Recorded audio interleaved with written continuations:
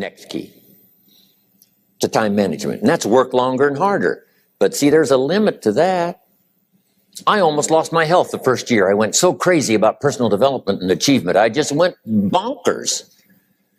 You know, I told you I was skinny. By the end of that first year, I was a walking shadow. And then it suddenly occurred to me, what if I got rich and too ill to spend it? I mean, that was a shocker. So I started, you know, developing a little more reasonable. Because I said, if 12 hours won't do it, I'll work 14. If that won't do it, I'll work 18. I mean, how many hours it takes. And sure enough, it cost me too much. So see, working longer and harder for some might be appropriate. You know, if you're just sitting around not doing that much, this might be good, work longer and harder. But you can only work so hard. Here's the key, not to work harder, but smarter. When you've worked as hard as you can, doing the best you can in terms of physical output in the time, reasonable time.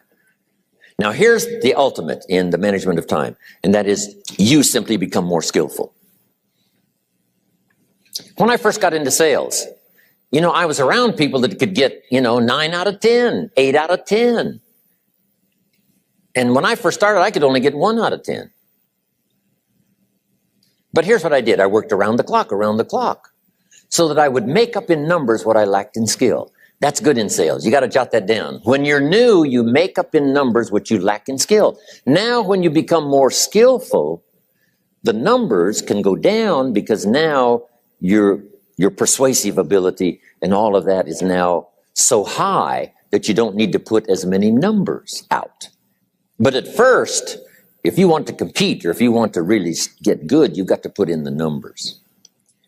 But if you get more from yourself, develop more of yourself, now the time management becomes an easier task.